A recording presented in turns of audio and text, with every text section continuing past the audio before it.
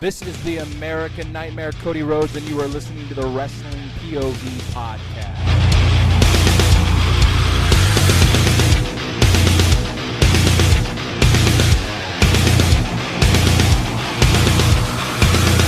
Hey guys, this is Hardcore Country Mickey James, and you are listening to Wrestling POV podcast. What's going on, folks? What's going? Whoa! Great Scott! Whoa! You guys feel that? No. It felt like a tremor or something. Oh my goodness! A tremor? Guys! Tremor. My Richter scale is going crazy right now, guys. Oh my goodness! It seems like in a couple of weeks in Vegas, there's gonna be an earthquake and a typhoon. It's like natural disasters are coming. I can't even stand up. What is going on? Wow. Rick is all sorts of excited. Yes. He should be. All sorts of excited. Yeah. Oh man, I can't wait to see this guy. Typhoon gonna be up on that stage. Oh my god, it's amazing. I can't believe it. I love it. I absolutely love it. Yeah. Most deserving the natural disasters. Mm-hmm. Most definitely. Oof, wow. That was such an intro. Such an intro, man. It just took my breath away. Did it? That was an Oscar-winning performance. Thank you, Wow. Elio. Thank you. Way to Wow. boost his Recognizing ego. gregness. Way to boost his ego, Elio. I know, right? I just like so many people to thank. It's like you got me, of course, and your host Tony Diaz, along with the $50 man Clay Cummings, and the Dean Elio Canella, and of course the third wheel Rick Serrano the third. There you The go. Wrestling POV podcast. If you see how I did that, that's how Oscar award-winning actors do it. Elio, you created a monster. He sure did. Jeepers, man. Wow. Well, anyway, speaking of Hall of Fame, Yeah. there's talks of putting Brett and Austin's WrestleMania match into the Hall of Fame. What do you guys think about that? It's a great match. I'm not against it. Yeah. It's a great match, but like the Hall of Fame, like they're now Bret Hart, and I'm the biggest Bret Hart fan out here. Now Bret Hart's in the Hall of Fame 3 times, and they're claiming it as 3 times. That's crazy. Mm-hmm. That's crazy, bro. Well, They're copying Wrestling POV. Don't we put 2 matches here in the vault? I mean, that's what I'm saying, Elio. It's just like we they're were listening. we were the first to do it. Damn it. I don't know, did. maybe not the first, the best for sure. Oh, I mean, yeah. that was a great match, but the rest of that WrestleMania was good. That's one of the most like memorable matches. But I can't tell you what other match happened on that card. No. But does that mean Ken Shamrock gets in also?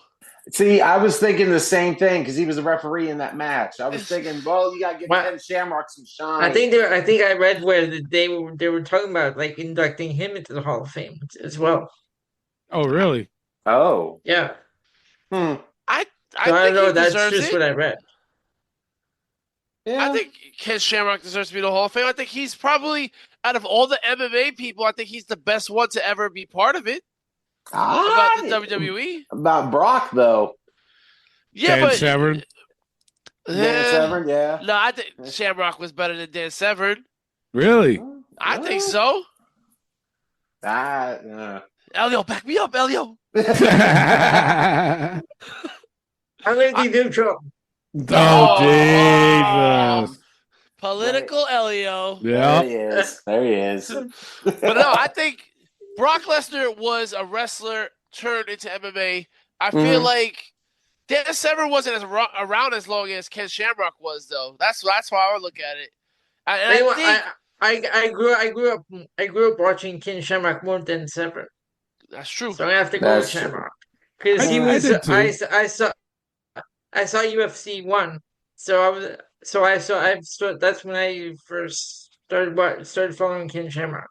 There you go. And also with Ken Shamrock, I feel like he evolved into the wrestling business. You know, it was like he learned about the business, he respected the business, and he did some crazy chair shots.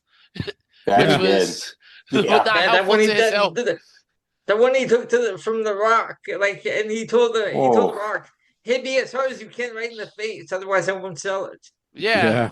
And The Rock did not miss, that's for sure. No.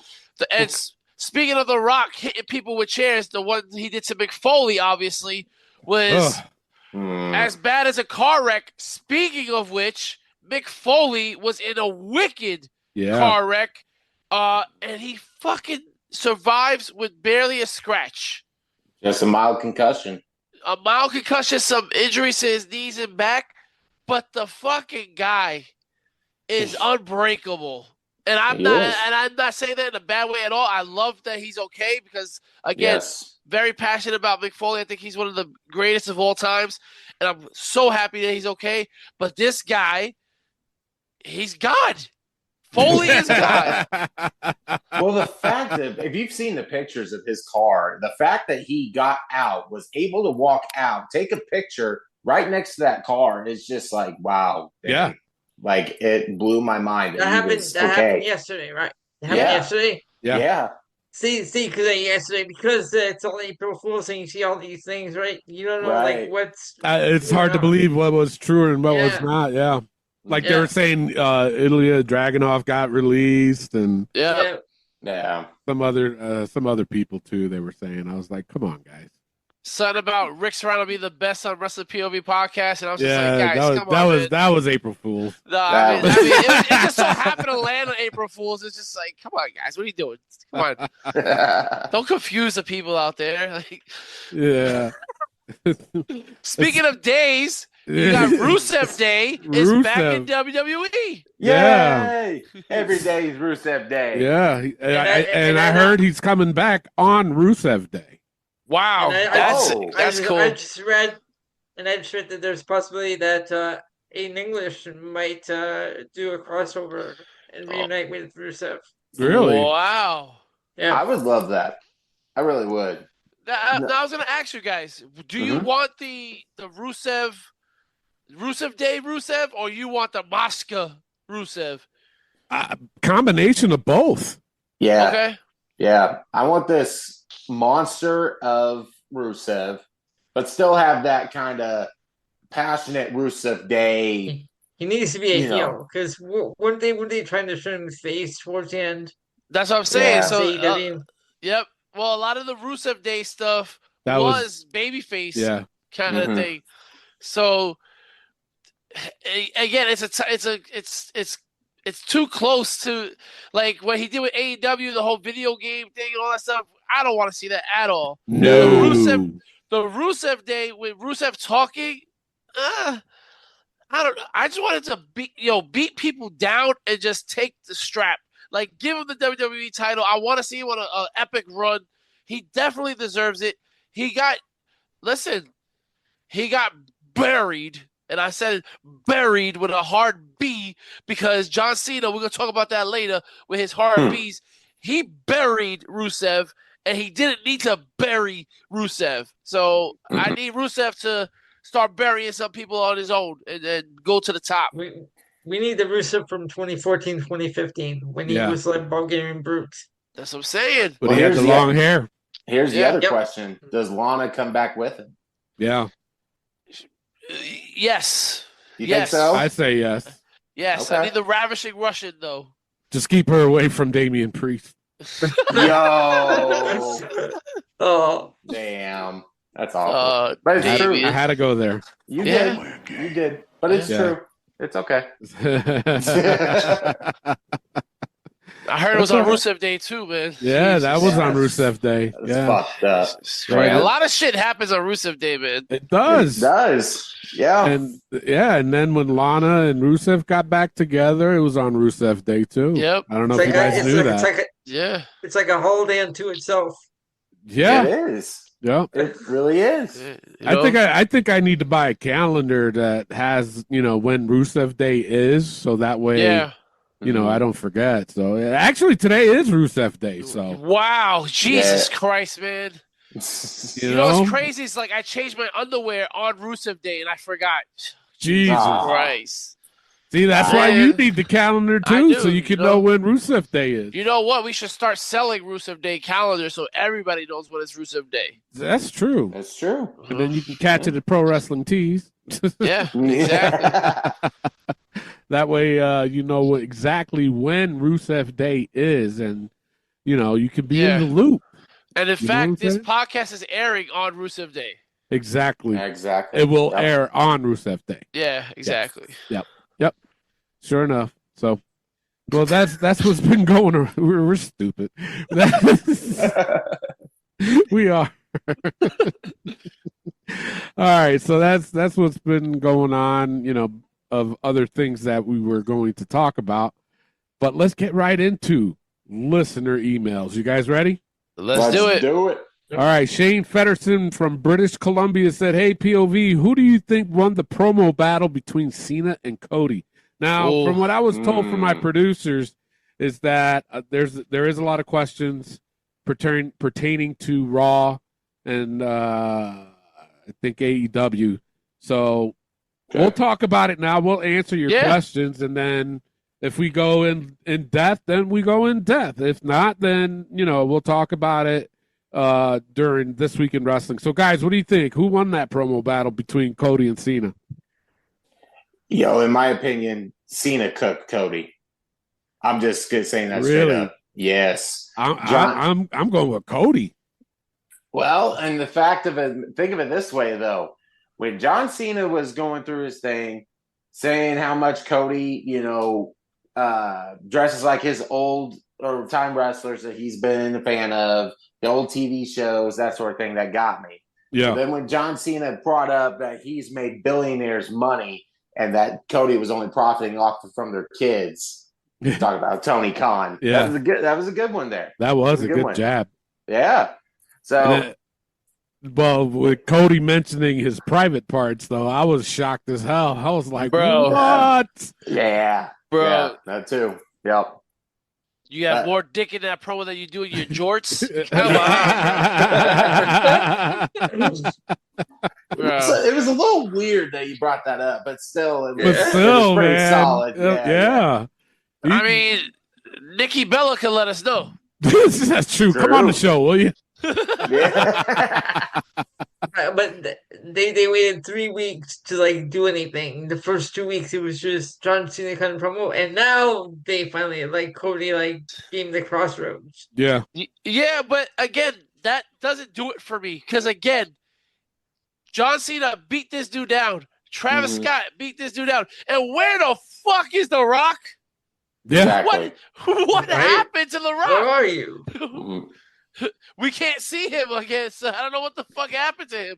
But I will tell you this, like I said earlier, John Cena and the Barry, why are you saying Barry like that so hard? He is overacting. The best acting he ever did was at Elimination Chamber. And now he's just over here, I don't bury everyone. I don't bury talent. I am talent. I bury mediocrity. And it's just like, John, I get what you're trying to say. But you call him John? Yeah, because I know him like that. Okay. Because we met on Rusev Day. No shit! Wow, 6 years ago, yeah. And I was actually outside of his tour bus screaming at him with Miguel Cole, and I don't even want to get into that. But yeah, anyway. So John, I call him, and Nikki, Nikki Bella, I met her as well. But John, he was just going too much with the whole Barry stuff because, sir, for 20 years, you were talking about how you don't bury talent. And now you're trying to say, I don't bury anybody. I bury mediocrity. Bro, all right, whatever. Wade Barrett was at ringside, though. One of the many talents that John Cena has buried. Yeah. So Wade Barrett was just like, I'm afraid I've got some bad news. Damn, bro. When they made Nexus made John Cena join them. Yep. Yeah. Yeah. Well, I feel like this this promo was won by Cody. I feel like John Cena was trying so hard, but he's going back on everything he stood for, so it just doesn't really make a lot of sense. This promo, though, was meant for Jey Uso, right? Like, he was like, oh, you take away your entrance and your theme and you have nothing. That's not Cody. Cody's a great in-ring competitor. Jey Uso has the theme music and the entrance. That's what you mean for him. And you know what? It's just like, then Cody hit him with they chose me. One guy chose you, and we don't speak about him anymore. Yeah. All right, Cody. Pretty good too. With the Vince McMahon, you know? And then he hits him with you're still my hero, John, but you're also a piece of shit. Yeah. See, John kind of smirked during that whole thing. Yeah. It was like, oh, he's trying not to laugh. Yep. Well, because he knows he got. Yep. So that's why I feel like Cody won this. And okay, but can I get a little bit more? First of all, to hit Cena with the crossroads like nothing, that doesn't make Cena look good. No. Right? No. A pull apart, maybe? Yeah. See, it needs that. That's what I thought we were gonna. That's what I thought we were gonna get, but they waited 3 weeks to even do anything because the first 2 weeks, Cody just came out to the ring, dropped the mic, and walked out. Mm-hmm. Yeah. And with the whole dropping the mic, it took them 9 minutes to start the promo. Yeah. Jesus. Yeah. Unreal. So, but yeah, I think Cody won. Yeah, that's what I'm going with. Elio, who you think won that promo battle? And Cody. There you go. You couldn't have done 50-50, Elio, like you did last one? What the fuck? Wow. Right. Oh, he's only political on Rusev Day. That's why. Just on Rusev Day. That's it. Okay. That's it. All right. Bobby Galbraith from Dallas, Texas says you guys must be smoking the good stuff if you think Disco Inferno belongs in the Hall of Fame. That's a joke, bro. Yeah. I mean, he does deserve to be in the Hall of Fame. I mean, come on. Man. Listen, I will say this. We'll see what happens. Anything can happen. Yeah. Of course, we will go over the results on next week's show. Yes. Because we did do a poll, right? Yep. We did do a poll, and there's some few comments on there that does not favor Disco. And I have the numbers on my TikTok. Okay. Oh, my Lord. Well, they still got another week to vote, and I can't wait to see that one. Oh, my Lord. Don Smith from Phoenix, Arizona said, hey, guys, hell yeah, put Disco Inferno in the Hall of Fame. P.S. Listen to the P.S., though. He goes, P.S., I think we're the only ones. There we go, brother. Yes.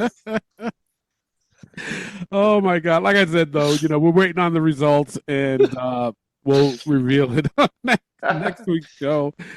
Oh, my Lord. I can't believe it. And jump on our page and defend us. Yeah, please. Right? Defend us. Shoot. Dang, man. We're out here spilling our guts on why Disco Inferno needs to be in the Hall of Fame, and we don't get no backup. None. We're fed the sharks. All right. This one's a long one, and it's from our very own Josh Sanders. Let's go. Oh, okay. The title of it is Long Overdue Review. So he says, hey, guys, had to hop on here and speak some truth/shit. Tony Diaz, I see what you did there. Got to ask y'all's president, why do they keep picking out certain hosts on the show that doesn't know what they're talking about? Cough, Chris. Been hard to listen to some cringe and annoying voices on the show. Not as bad as some other past hosts, but in the Hurricanes voice, what's up with that? Clay, he says, Clay, you're cool for a Hoosier fan and Pacer fan. Just stay in Indiana because you folks up there can't drive for shit and your highway sucks. So Cats. Hey, I will agree with the highway. Elio, quit letting Rick talk shit about one of the best Canadian wrestlers of all time. The guy who has the most championship title wins in WWE history, 31. The rated R superstar Edge. Elio, you are the dean. So when Rick sets oh my God, he calls you. He says, so when Rick Sir complains a lot, the turd says some bullshit. Call it out. Okay, now that I got that out the way, now for my question: how would you master wrestling bookers book a Rey Mysterio heel turn? Rey Mysterio is another guy who has always been a babyface with WWE. I know in WCW, but what do y'all think? I'm addicted to the podcast no matter what. Much love and brutal honesty, the fan man Josh Sanders. P.S. Fuck you, Rick. Edge's Rumble return is and always will be the bigger pop than Paige or AJ Lee returns. Rated R superstar is the Shawn Michaels of ENC. All right. First off, I'm going to just say this. I love you, Josh. Yes. Even though you didn't say not one positive thing about my return or anything, I appreciate it. I will say this, Josh. Does he know that you returned on Rusev Day, by the way? I don't think he does. If he would have known that, I think he would have been like, oh, you know what, Rick? I love you. You bring the smile to my face. You know, you make my Kentucky Fried Chicken a little bit chickenier. You know, like what? Exactly. See, even Elio doesn't even know our Kentucky lingo like I do, Josh. But I will say this, Josh. No. Like I said last week, that Edge did have the biggest pop. However, it was one person. But if you do a Paige and AJ at the same time, that's two people, which will make it legendary. Not saying that it would be bigger than Edge's. Like Edge singular by himself was the bigger pop. So I think you gotta listen a little bit better. But with that being said, Rey Mysterio as a heel, I don't think it's possible at this stage in his career. I just don't. Why? I don't know how I would book it, because the thing is, to be a heel, you got to have some kind of physical advantage.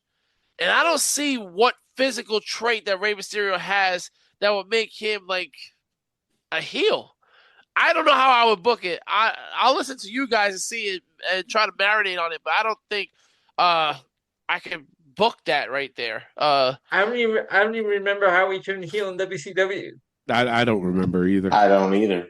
He took off his mask and then he joined Conan. That was it. Yeah, that was it. Okay. Well, take off his mask then. Then he'll turn heel. If he's going to turn heel, he's got to lose the mask. Like it's. You think? Well, it's with the kids and everything. It's like people know Rey's mask, like as the. You know, where kids were down to the ring, or it's like, oh, that's Rey Mysterio. Look, at this point, if John Cena can turn heel, I feel like anybody can turn heel at this point. It's true. I really do. And it's just the fact of how you're going to book it. But with Rey being in WWE for 20-something years and never being a heel, always being a babyface, I agree with Rick. It would be difficult, but I think it could be done.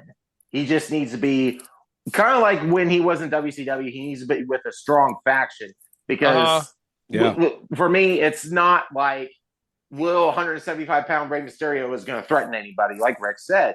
But if he is going to turn heel, it's got to be with, you know, somebody like Santos Escobar or somebody, you know, like somebody who's already a heel. Then Rey jumps in and boom, he's bad. Where they flipping around? Angel and Humberto LWO and Rey with Santos. Okay. I can see that. That'll be interesting. You know what I'm thinking? Actually, like I said, I wanted to marinate on it a little bit. Remember the guy from Lucha Underground who was like the owner, the president?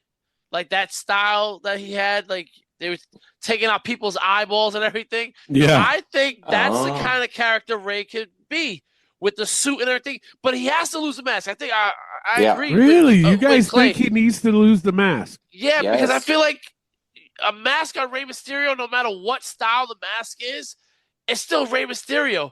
But if you take away the mask, and you can leave the contacts in if you want, have him sitting on some kind of throne with a nice suit and everything, I feel like that'll give him that badass stuff and just walk around like a Tony Montana kind of shit where he's running stuff. And he doesn't have to do everything, but he's like, he sends his henchmen after everybody. Yeah. It's like what Clay said. Kids associate Rey Mysterio with the mask. You can't. It's too far gone. Like that's babyface Ray. Like that's hi kids Ray. You know, you can't associate Rey Mysterio with the mask and expect him to be bad. It just won't work. That's interesting. Yeah, because well, think about it. He's been villain characters, Marvel characters, with the Rey Mysterio mask. Yeah, right? He has. And he did DC characters, right? He did the Joker and all that stuff. He did villains, and it's just like, but we still looked at it like, oh, Rey Mysterio, look at him. Oh shit! But I feel like if you have him on a throne, sitting back at the fog, all that stuff, and you got him talking, and just like, yo, I want you to do this, and snap his fingers, and people just do it for him. I think that's it, man. I think that's how you sell it. Keep the horns away, though. Like he was in WCW, right? Like, horns. Don't do that. Yeah, no. Nah, he got to be like a Godfather-esque kind of Don kind of thing going on with Ray. I would see that. What about you, Tony? Yeah, no, that's one way. You know, I mean, geez, I mean, can he pull it off? Is the question. No, that's the other thing. I think he's. Now that I think about it, I don't know because Ray with his promos, like he's good at promos, but he hasn't really been elite at promos at times. So I don't know if he could cut a heel promo. I think he could. Think so? Yeah, I think he can. But I'm just more concerned of him turning into a heel character. You know what I'm saying? I don't know if he can pull that off. I don't know if it'll be believable. Yeah. Does he join Dom again? It would have to be something where the heel tactic he has to use is not coming at the fans. It would have to be like, I'm the leader of this group, and we're gonna just take out all of the baby faces. We're gonna just come after those guys. It can't be like, look at you, stupid fans. I got money, you don't. It can't be that at all. It has to be legit wrestling related, and it has to be all about the wrestling in the ring. It has to be about titles and stuff like that. It cannot be, oh, I hate you fans, like John Cena's doing right now. It's not believable, right? You can't tell me that John Cena hates these kids. That's not believable. You know, you spent your whole career kissing their asses, so it's no way that you hate them, right? So I feel like Rey Mysterio would have to be like a Lucha Underground style, which, again, I would love that because Lucha Underground was amazing. I absolutely loved it. It was way more true to the novella story arc, right? That was real novella right there. And you're just like, okay. So it brings that realism, but also brings that fantasy into it. So that's where I would go with it. And you can even make it funny where it's like an actual novella previously on Mysterio. And just have all this, like, have that. All right, Josh, we get it somewhere. You see, write this down, Josh. And by the way, did he call himself the Fan Man? Yeah. Yes. Fan Man. Oh, Josh. Stop joshing around. I see what you did there. You see that? Yeah. Jamari Kelly from Athens, Georgia said, "Hey guys, first time emailer. Do you think Athena has a future when it comes to being a core member of AEW's women's division, or she's just another rung on the bone ladder? What the hell is that? Okay. What? Rung on the bottom ladder? Maybe. Sure. Okay. Whatever. So what do you think? Well, we don't even see Athena on AEW. She's like, if you want to see Athena, those that watch ROH get to see her every week. She's like their longest reigning champion. But I don't know. But at the same time, I was reading where they're talking about Mercedes Moné versus Athena. Yeah. I mean, down the road. With all of these ROH and AEW crossovers, why the hell has she been on AEW more? Yeah. Like, she could do nothing but boost that women's division. They put the Outrunners from AEW. Exactly. Let me ask you guys a question. At this point with AEW, do you think Ring of Honor is more like NXT? Yes. Yeah. I do. There are too many CMLL guys there with which no one knows because there's no backstory on who they are. Yeah. Yeah. Sure. And I mean, it's been out that way. Just to clarify, Athena is Ember Moon, right? Yes. Yeah. All right. Yeah. So the thing is, she can't even go back to WWE because WWE, they fucked her over, man. That whole 24/7 title, tore ACL, all that but stuff. But to be fair, though, that was under Vince's regime. True. However, she tore her ACL running after the 24/7 title. You mean like you couldn't come up with anything for her? Like, she was so good in NXT. Yes, she was. And then you go to AEW and just, oh, man, it's tough, man. Yeah. Like, it's really tough for women wrestlers specifically when they go to AEW. It's like, what are you doing? You have this giant pool of women wrestlers who could be great, and you don't know what to do with them? Anything man. Anything has to be better than what they have her do now, because Andre Chase had Chase U. She's doing a somewhat similar gimmick with MIT, which is Minions in Training. Oh, my God. Yeah. Who the fuck is, what is she going to be? Gru? Tonight, we steal the moon! Like, the fuck? Fucking Minions. Oh, my God. I feel like Billy Starks is one of her MIT students. Starks with a Z. Get it right. Starks with a Z. Yep. Starks with a Z. Not Rick's cousin. No. Oh, no. All right. Walking Ted. What? No, she's Zoe Starks with a Z. See? Oh, wow. Damn. Sorry. Wow. I don't know how you come up with this shit, Rick. Lack of sleep. Lack of sleep. Walking Ted from Georgia said, "Hi guys, since we're coming up on a year of this happening, has CM Punk return been a true success, or do you feel it's been overrated?" Oof. That's a good question. That is very good. Mm-hmm. I think it has been a success, though. Yeah, I really do. Compared to where he was, at 10 years ago, and then compared to what he was doing with AEW, we all know the story on that. Come in, he's had good matches. We had last year, CM Punk versus Drew McIntyre at Hell in a Cell be one of the matches of the year. Yep. And he had good stories. He's having a good story now with Roman and Seth. It could be a little better, but, it's working for him.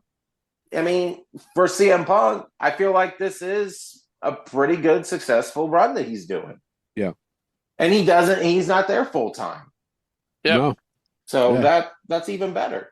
Well, see, how I see it is in AEW, when he returned to AEW, not returned, but when he went to AEW, right? Basically, they gave him the title too quick. Yep. Yes. Okay. Yes, they did. WWE, they're involving him in storylines. Yep. Mm-hmm. You know what I'm saying? Storyline with Drew, storyline with Seth, now Roman. And he has not once been in the title picture. Yep. Nope. Lost at Royal Rumble. He's main eventing WrestleMania, but at the same time, okay, it's not even for a title shot. Yep. AEW rushed him to get that title, and he got it. Yeah. Just like that.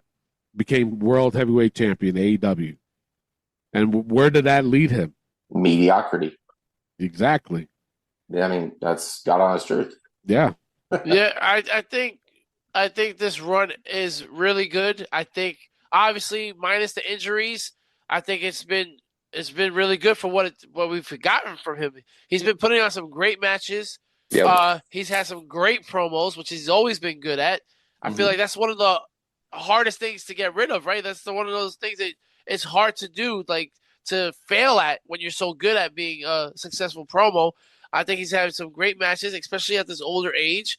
I think the injuries is the only thing that's holding him back from being a legendary return.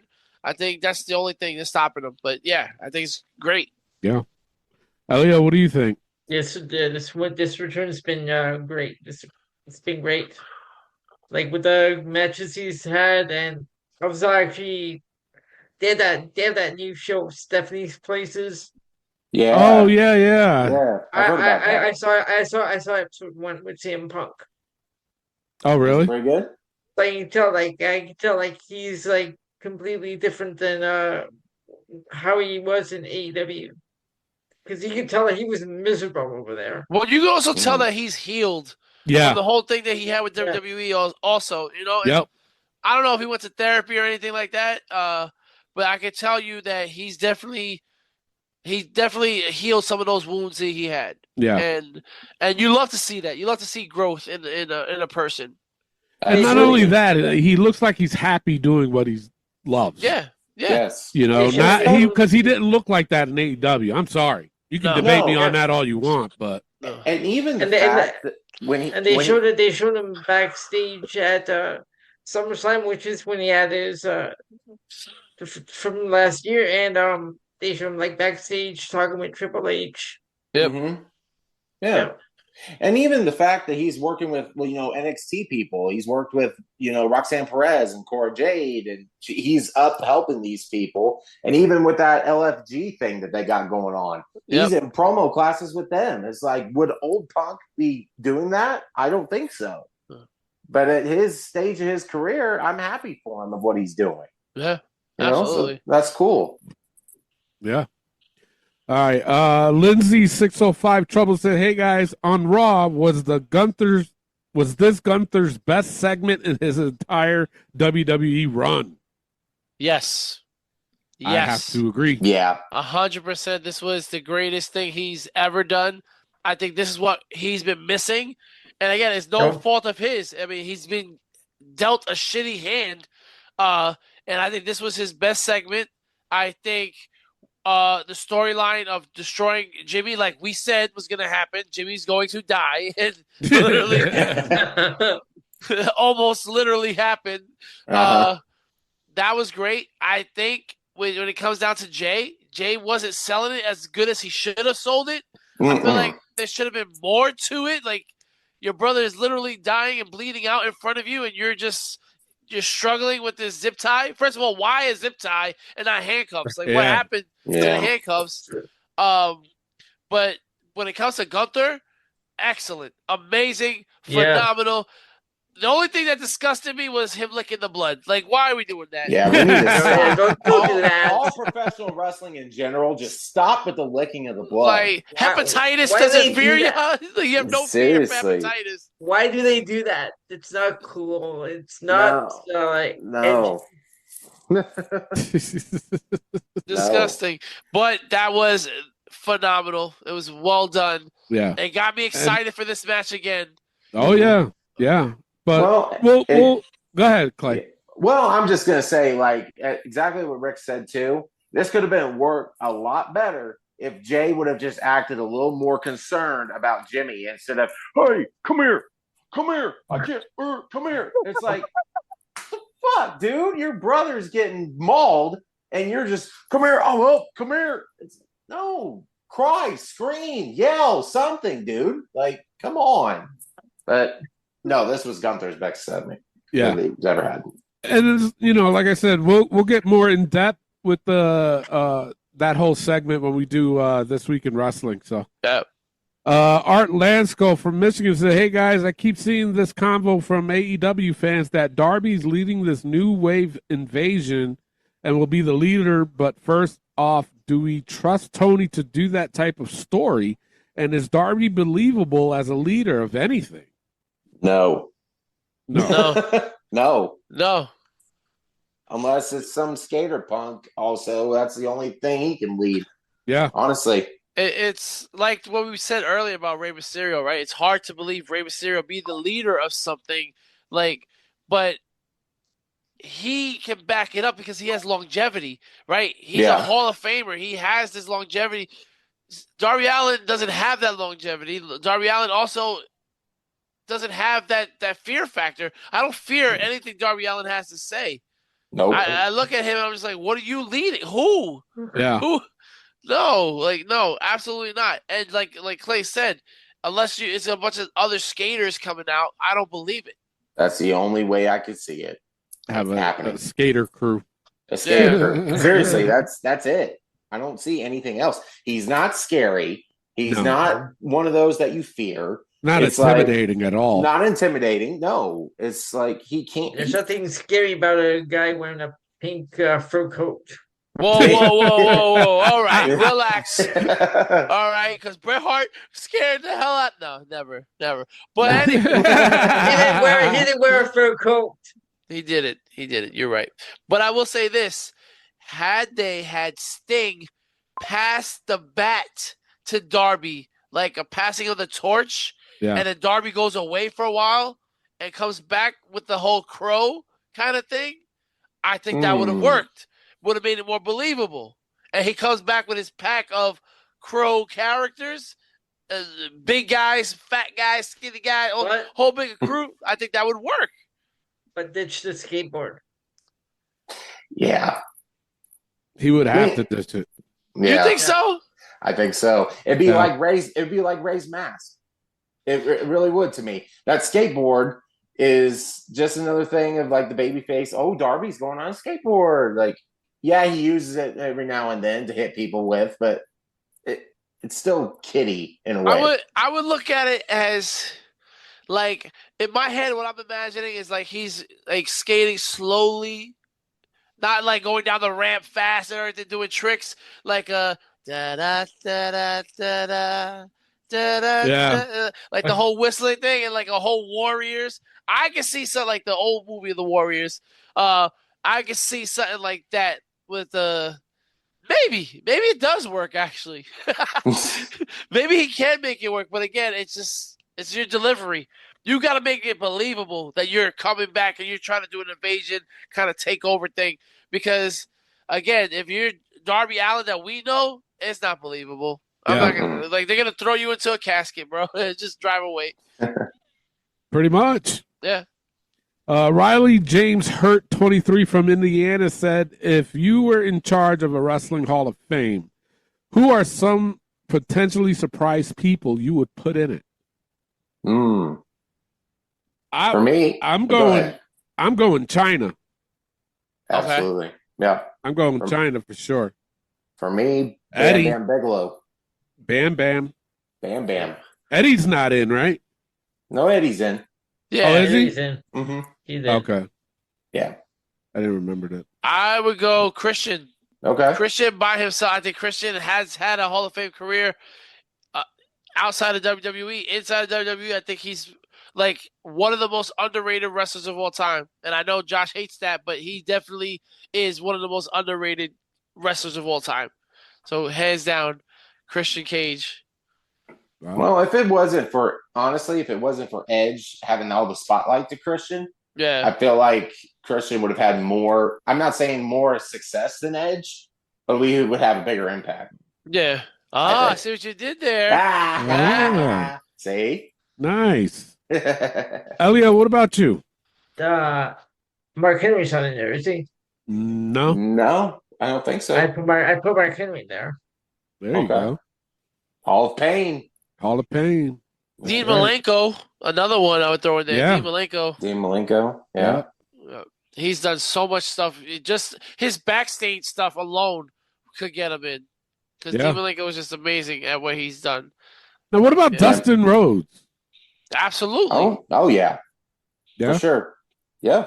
Absolutely. It's like to take a character like Goldust and go crazy with it and just change the style of wrestling forever was just, absolutely. Hell yeah.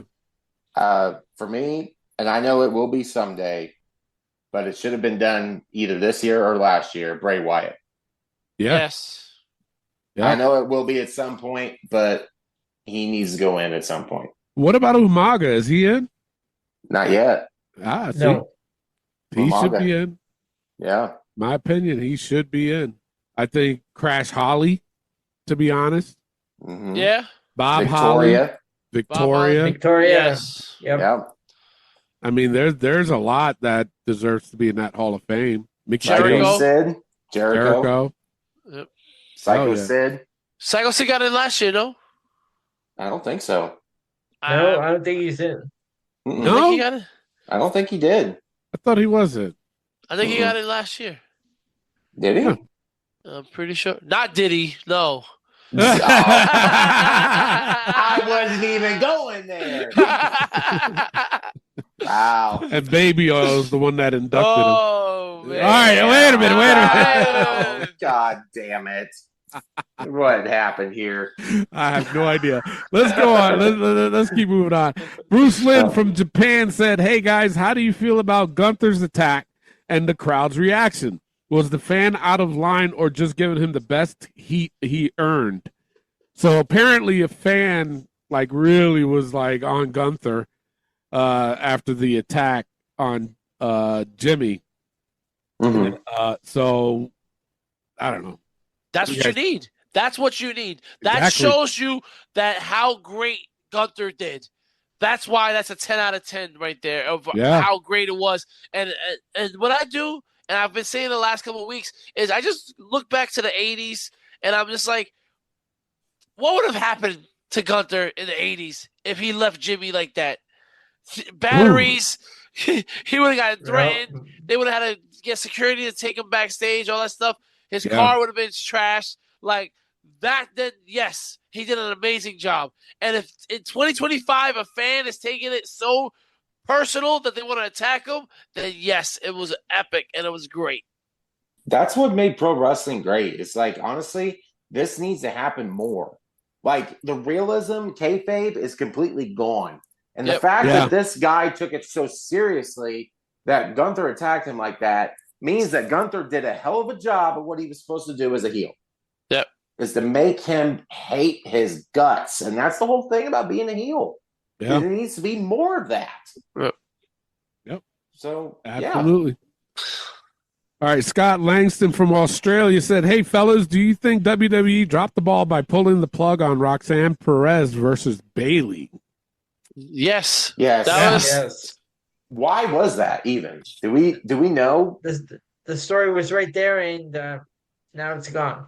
Yeah. That was the most accomplished story you had going into WrestleMania. Exactly. You had it through Royal Rumble, you had an Elimination Chamber, and then all of a sudden it just faded. Not even existing. No. Like, they had her cousin Roseanne Perez fight for her. Yeah. I think that was the problem right there. That was it right there, you know? That was it right there. Yep. Jesus Christ, man. But, yeah, they definitely dropped the ball on that for sure. Mm-hmm. John Kenny Bruce from San Diego, California said, "Hey, guys, when Roman was champion, all the shows had major hype. When Cody is champion, the biggest event of the year feels like a B-level PLE. There's levels to this shit." Yeah. Yeah, I agree. Yeah. I agree. No. Right. It was because Roman has that big fight feel, right? Because he wasn't fighting all the time, and you're just like, okay, well, this is going to be the one. And what happened was it was like, oh, this is going to be the one where Roman loses. Oh, it didn't happen. Oh, no, this is the one where he's going to lose. So you were like, he's going to lose, and then he just keeps on winning. Now it's just like with Cody, again, with the whole good guy stuff, it's just like it fades out. You're just like, okay, well, when is he going to lose it? Because I'm over this kind of thing. And there's this WrestleMania is one of the lamest WrestleMania hypes I've ever seen. Yeah, I mean, it's just not there. Unless the day of WrestleMania they prove us wrong, you know. I think we'll talk about it later, but I think there's going to be some type of twist into this Cody Cena story. I'm looking at the matches. I was looking at the matches earlier, and like it's so confusing. And there's like some matches are TBA, like to which night they're going to be on.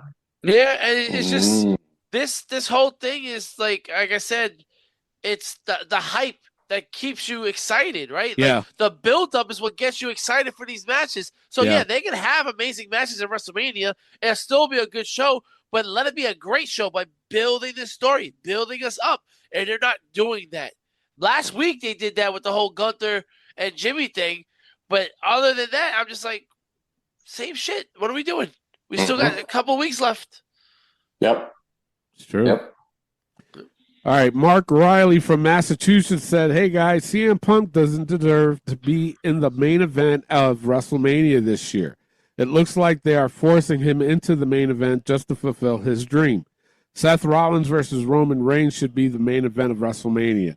This Triple H threat, this triple threat match feels unnecessary. Seth and Roman have long-standing chemistry together, and they should main event this WrestleMania. There's no need to add Punk. What do you think of that? I kind of agree. Really? That story was there. Seth and Roman's story was there. They could have main evented. You could have found something else for CM Punk. I kind of agree with the whole it's being forced to put him in the main event because there was no real story there for him to main event. Like, how does he just say, hey, I should be in the main event? That's not, and especially for CM Punk. CM Punk is a guy that's all about deserving and earning opportunities. For him to be handed this main event is kind of lame. But I understand why he got it. Especially when he said at the contract signing, when he said that's not the favor that he was talking about. Which is, again, another, like, kerfuffle. Like, what are we talking about? Like, what more do you want? And it's like, CM Punk is starting to not act like CM Punk, you know? And I heard somebody else say that the CM Punk is starting to stand for company man Punk, which is like, yo, is that what we're getting? Because it's starting to look that way. Yeah. Wow. All right. Marvin Anthony from New York said, hey, POV, John Cena really exposed Cody for what we've been saying for the longest time, a bootleg version of him that isn't authentic whatsoever, using cheap pops and catchy entrance music because he knows this crowd can accept mediocrity. Holy man, Cena buried Cody. Well, that's your opinion. Sure. That is your opinion. So. And Clay agrees, but we don't. I agreed. So Clay agrees. Yeah. Clay does agree. Yeah.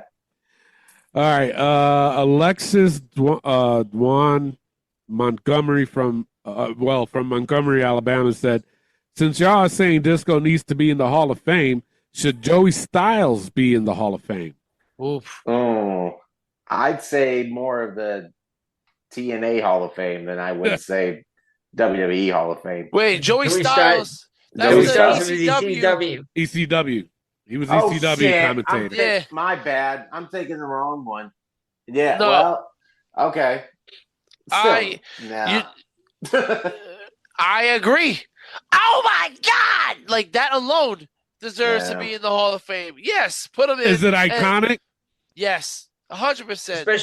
Especially that promo he cut on Jerry Lawler on that Minutes of the Raw. Yes, that was his WWE welcoming party kind of thing. Yeah, but just for his work in ECW, I think so. I think Tony Schiavone deserves to be in there.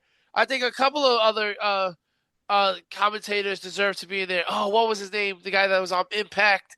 He was on TNA. I'm not gonna remember it. West? No. The other guy that he was also in WCW.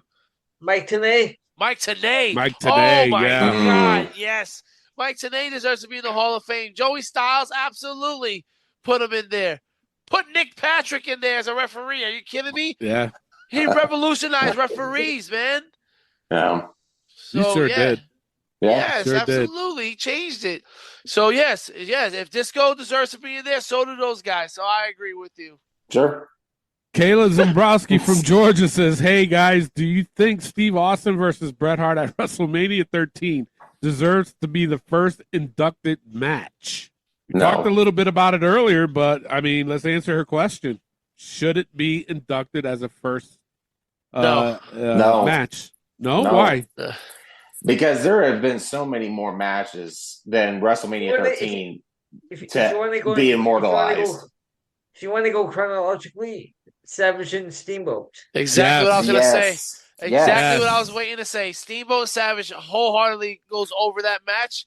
Mm-hmm. The great thing about the Bret Hart Austin thing was when we had one of the most iconic turns in history where both men turned in the middle of the match. So that's why it's so iconic.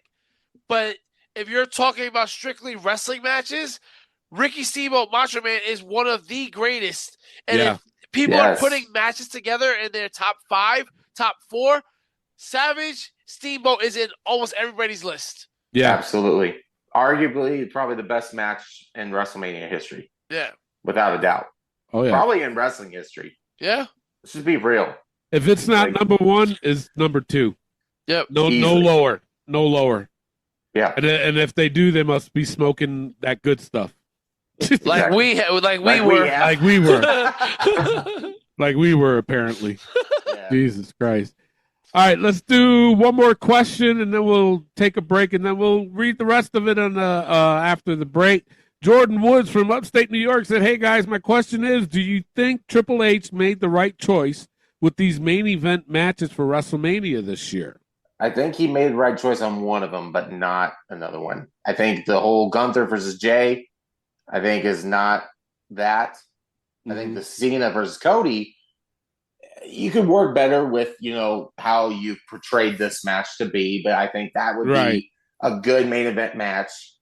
But the whole Gunther Jey Uso, I think, has all been fucked up. Well, the main event matches is the triple threat: CM Punk, Rollins, and Roman, and then Cody, Cena. I think those were the right choices. I think because Tiffany Stratton and Charlotte wasn't going to do anything, and Jay and Gunther wasn't going to do anything as a main event. Now, this is not the first time in history that the Royal Rumble winners aren't main eventing, but it's deserving to not be main eventing because, as you can see, it has no hype and is not being pushed as such either. So I think Triple H, if he made the decision, was the right choice to not put those two Royal Rumble winners as the main event. Yeah, I forgot the triple threat was the main event. Yeah. Clay, what do you think? I just said like the John Cena Cody main event, yes. And that triple threat match, I could see the star power with it, so I could see why that would be a main event. But I feel like that certain main event, especially it being on night one, there's going to be some furkunkel shit that goes on during that triple threat to lead on. That's my word. Don't take it.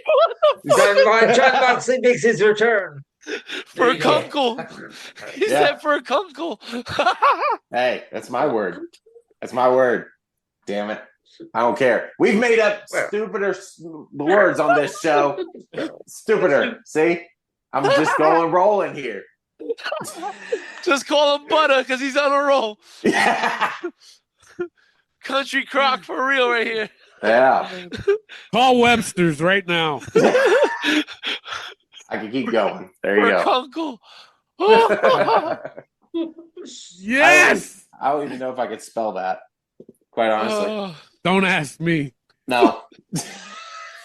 But the point of it is there's something that's going to go on in this triple threat that will lead into night 2 of Mania. That's what I'm trying to say. I think there's something that's going to happen. So, yeah. I think that's the perfect word to describe it. Yes. That's where I was going for. I think it's time for a Kunkel break. Yeah. With that being said, let's take a quick pause for the cause. And when we come back, we got more listener emails and This Week in Wrestling. Hey, this is your Olympic hero, Kurt Angle. Listen to the Wrestling POV podcast. Oh, it's true. It's damn true. Hi, I'm WWE superstar Charlotte Flair, also known as the Queen, and listen to Wrestling POV podcast and always do it with Flair. Woo!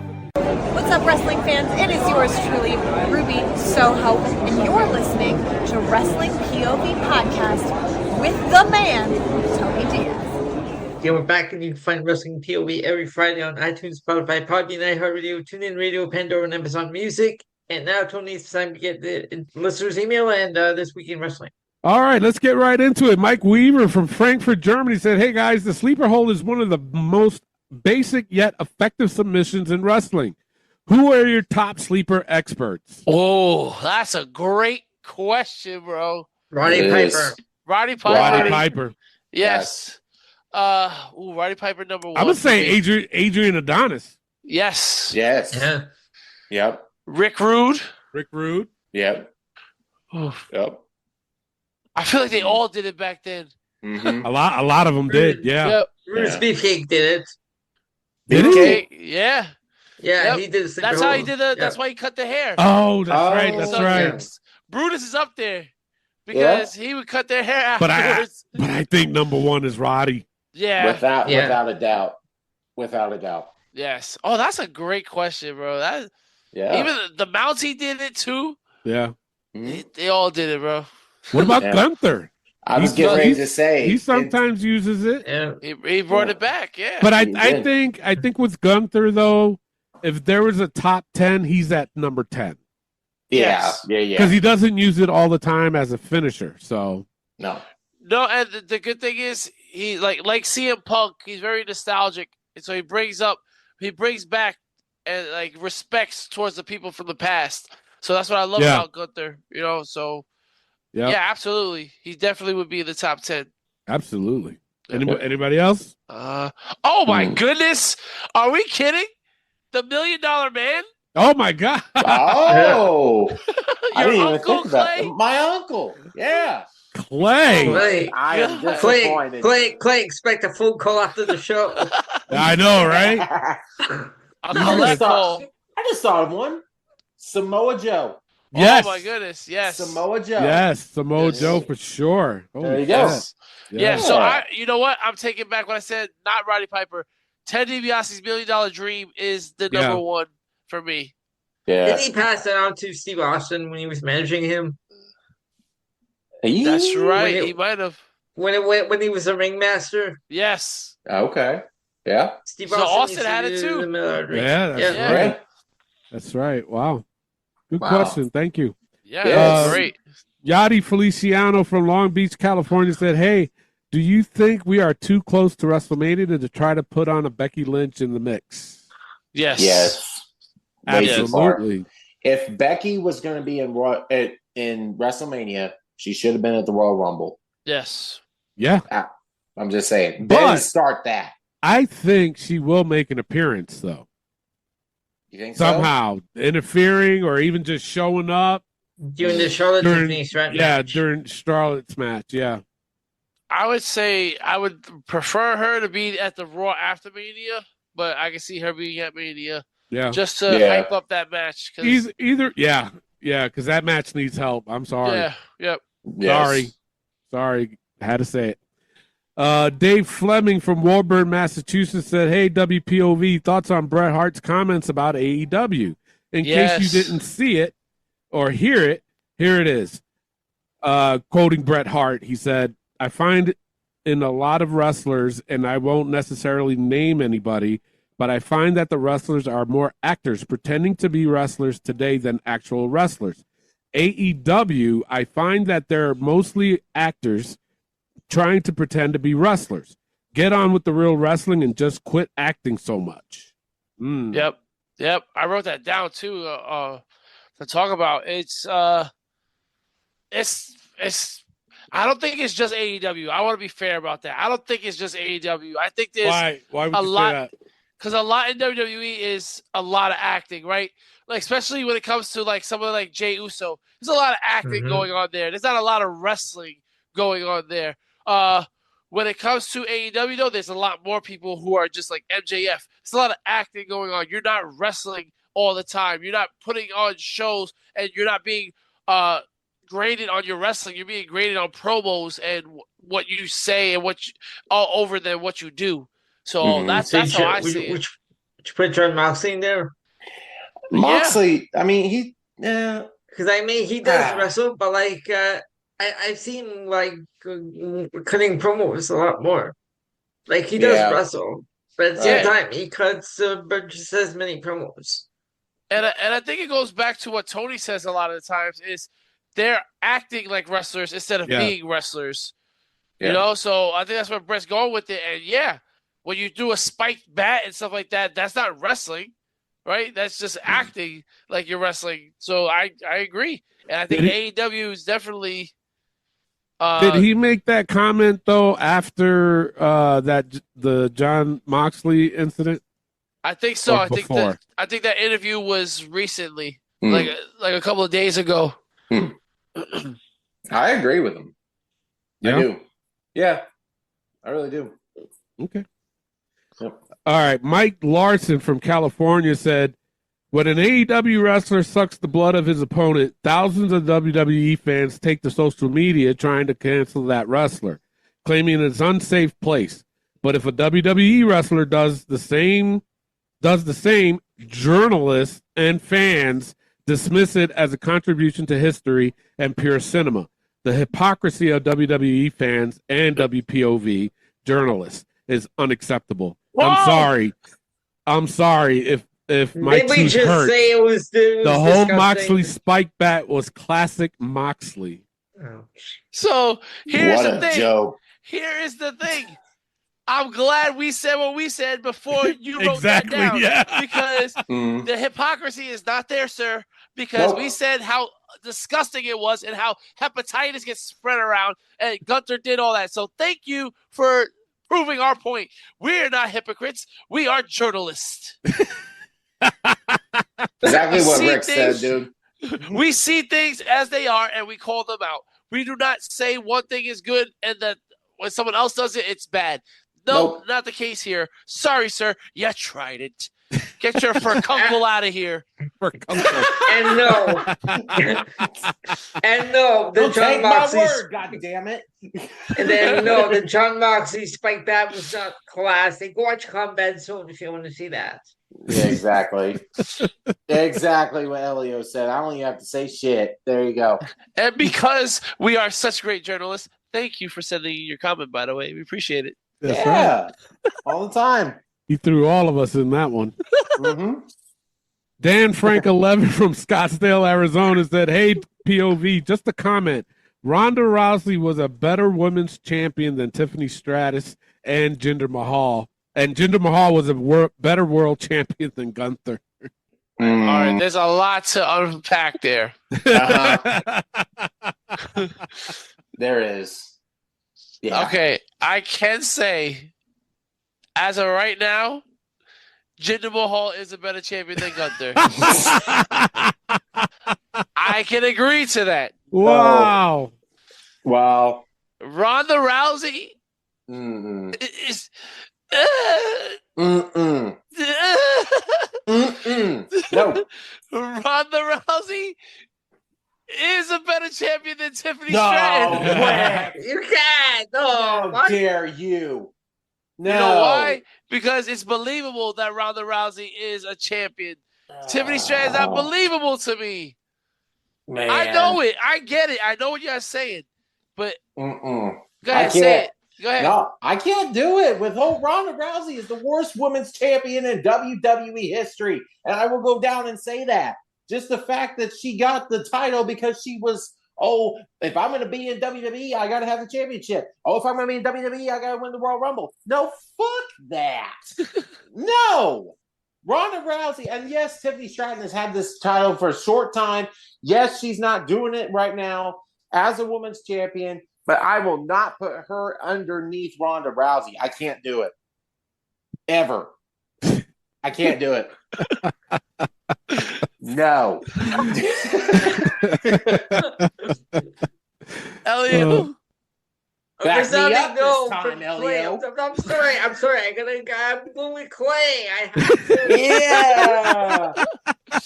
I got Elio's approval. Thank you, Jesus. Oh, my God. That's too funny. That is too funny. Oh, Lord. Sarah Shahani from India said, "Hey, guys, love the show. Last week's episode was funny." Didn't we had this one before? I don't think so. She just said it was funny. I've been spreading the word. Thank you. Thank you. Thank you. Appreciate it. Thank you. I don't practice in front of the mirror for hours on my jokes. It's off the top of the head, I promise. Off the furkunkel. Oh, my Lord. All right. Jumping Jack from the UK said, "Hey, WPOV, what do you think? Should WWE and AEW keep referencing each other on TV, or should they stay in their own lane?" Stay, yeah. Quite frankly, stay in their own lane. Why do you gotta mention each other's company? Just like, don't worry about what the other company is doing. Worry about what you're doing. Try to make your company better than theirs. Absolutely. The way they're making their company better than yours. Exactly. Not just one, both. You have to understand, once you start putting your name into other companies and other companies putting your name in their company, it puts a lot of pressure on you to now one-up that person. Yeah. Right? When you already know, well, this is where we're at and this is where this other company is at. Yeah, they're ahead of us because they got more money, they got a bigger roster and all that stuff. But when you know your lane and you stay in it, it's awesome. And it just stays like that's it. Like WCW and WWE, they coexisted for years before they started attacking each other. Yep. You know, and then what happened? The bigger fish ate the smaller fish. Yep. And then you lose out on a whole other market. So I'd rather it be just like, yo, let's coexist. We're gonna do our thing, you do your thing, and that's it. Mm-hmm. I agree. Yep. I agree. All right, last one, and then we'll get into This Week in Wrestling. Timmy Lear from London said, this Jey Uso and Gunther feud has been very lackluster due to the lack of build towards the match. Gunther said, let me turn this feud up a couple notches. He beat up Jimmy Uso and left him a bloody mess in front of his brother, Jey Uso. Gunther is just another level as a heel. That was a bloody masterpiece. This segment reminded me of when Randy Orton beat up Stephanie McMahon in front of Triple H. What? Yes. In recent memory. Roman Reigns choking out Jey Uso in front of Jimmy Uso at Hell in a Cell 2020. Well, it was Jimmy he choked out. Jimmy always gets his ass kicked. You know, exactly. Yeah. But I can see where he's saying that, though. Yeah. It's like the whole against their family type thing and showing how much they can beat him up and this and that. So I can see that. Well, it's very true now that they say it. When Triple H was handcuffed to the ropes and Stephanie got tied. So I guess that's what it was. But definitely Gunther stepped it up a big notch right there and put life back into this match because that match was on a respirator. I'd say thank God because it needed it. Oh yeah, big time. Sure. All right, so this is a good segue into This Week in Wrestling. Let's just get right into it with Raw. Let's just talk about it. I mean, that whole segment. I mean, I was not expecting to see blood to begin with. I wasn't either. You know, and let me tell you something. Jimmy really bled for this match, and I was just like, "Holy shit, man!" Yeah.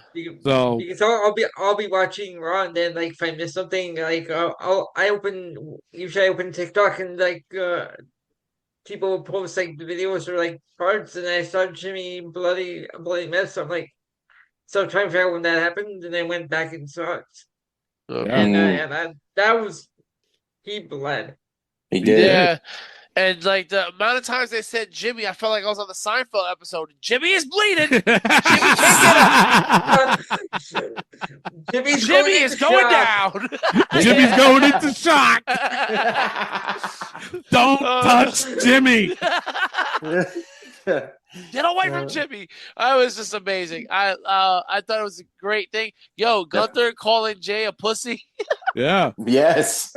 Yeah. I was like, yo, what? First of all, he froze. Uh-oh. Did the tornado hit him? I was gonna say the tornado from Indiana hit New York. Oh, my bad. Well, earthquake. The typhoon. Typhoon. Natural disasters. Go ahead. But I will say, like, Gunther, like, he's been on the state side too long because now he's calling people pussy and all that stuff. Yeah, I know, like right? He wants to put his hand in his pants like Al Bundy and just walk around. Like, you got that gangster in you, bro. Right? Oh, shit. An Al Bundy reference. Wow. Never thought I'd hear today. Oh, right. Man. So, let's rock. Yeah, and then you got the promo from Cena and Cody. I'm telling you, that was better.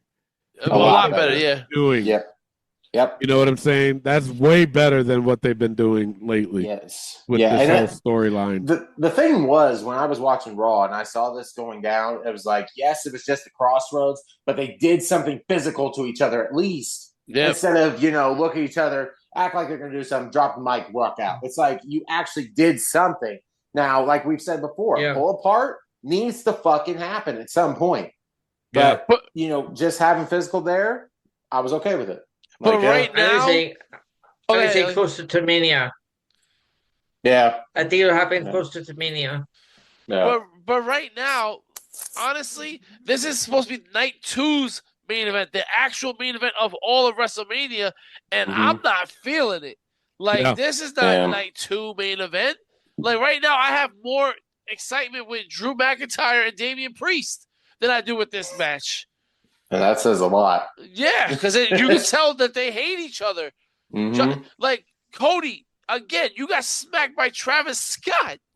And you're not, like, nothing. There's no angst. There's no anger. Like, what are you doing? It just doesn't make a lot of sense, man. No. Speaking of this whole dragged out thing, is the whole Rhea Ripley, Bianca Belair. Oh, my God. Io Sky world title. It's like, okay, with this whole match, it was going okay. Then you get a double DQ because Bianca's the ref and she's tired of getting hit and this and that. Why are we dragging this out so far along? We know it's going to be a triple threat. Bro, the overacting from Bianca was ridiculous. Terrible. Yeah. Terrible. I don't know if Rhea wasn't strong enough or if Io was sandbagging her, but there was some moments in this match that was very sloppy, and I'm just like, what's going on here? Because this is not what we expect, especially from these three women. Exactly. So I'm telling you, like, there's other matches in Mania that I'm more excited about than these title picture matches that they're trying to portray as some excellent thing. Like, this triple threat match is not exciting. I'm not looking forward to it. And when are you going to announce that it's going to be a triple threat match? Exactly. I don't know. Like, we already know what's going to happen. Yeah. It's like, why is it being dragged so long? Yep. Even though you still got 2 or 3 weeks till Mania, but still, like, come on. Yep. Yeah. Say it. And then New Day defeating New Cash Republic. Tyler Bate returns and you have him lose? I know, right? Exactly. Jesus, man.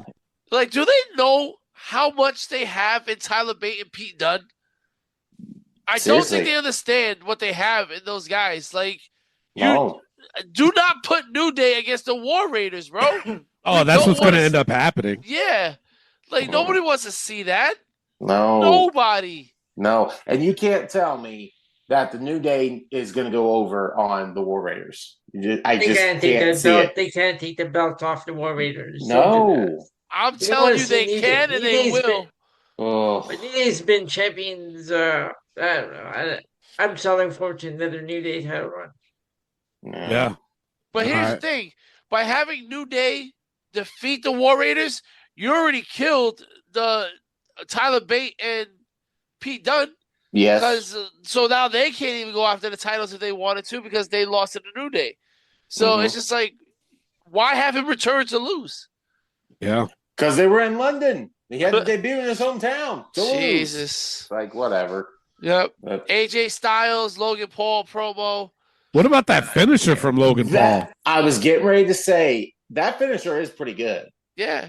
We mentioned it the last time he did it, but we said you can't do that to everybody. So stick to this area. All right, AJ Styles, Rey Mysterio. Yeah. Those smaller guys, The smaller guys, in order for him to pull that off. But what's up with Logan Paul, man? It's the same promo every time. It's just he's not a good guy. He's not a good person, bro. No, he's not. No. The thing is, Logan Paul is basically trying to get heat from everybody, no matter where he can. And it's just like the simple celebrity promos as tearing down their hometown, or I'm rich and you're not, and this and that. I own Prime. It's like, it's the same thing ever since he started. Yep. So, fuck Logan Paul. I will say that. And did AJ Styles get a crotch shot, or was he shot? Because he got hit in the nuts, and you would have thought he got shot in the leg. Like, it was crazy. His reaction over the top. Like, you don't have to oversell for Logan, man. Yeah. But, oh, well. And Penta got pinned for the first time. Oh, yeah. God, yeah. Yeah. By, who pinned him? Was Finn. it Finn? Yeah. Yep.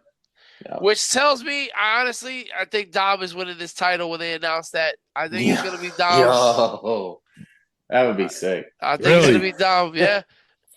It should be Finn, but it's definitely, I think it's going to be Dom. Wow. I think he's going to get that sneak pin. Yep. Yeah. And then we Dominic versus Finn. Yep. Well, I was going to say Dominic pins Finn. I was going to say or either Finn does the coup de grace on somebody. Dom pushes Finn out of the way. 1, 2, 3. Yeah. Like, what the fuck? And there you go. That's it right there. Or it could be the other way around too, where like Braun does the spear on Finn. You know what I'm saying? And then he pushes Braun out the way and pins Finn. I think he's going to end up pinning Finn. Oh, that's another one. Yeah. I really do. See, now we need to get to this fatal 4-way going. Come on, WWE. Announce it already. Announce it already. You know? Announce it already. Jeez, you got how many weeks left? 2. We have no matches. We have no matches. We got 2 more weeks. Is it 2 more weeks? Mm-hmm. Well, yeah, because it's the 19th and 20th. Oh, okay. Yeah. Jesus, man. Announce that shit. Uh-huh. All right. Anything else for Ross besides Mr. America? What was it? Grande Americano. El Grande Americano. Yes. Stupid. Chad Gable. You know guys, what? It's Chad Gable. Is it? Because I'm a little confused. Still real to me, damn it. All right. Oh, God. He's going to make his day. El Grande Americano, not Chad Gable, Clay, is going to make his debut. Okay. All right? In America. Sorry. In America. Oh, that's right. In Minnesota. Yeah. In Minnesota. There you go. My bad. All right. Anything else on Raw before we move on? Nope. No. All right. What about SmackDown? SmackDown, Naomi stole the show. Yeah. That was her greatest promo ever.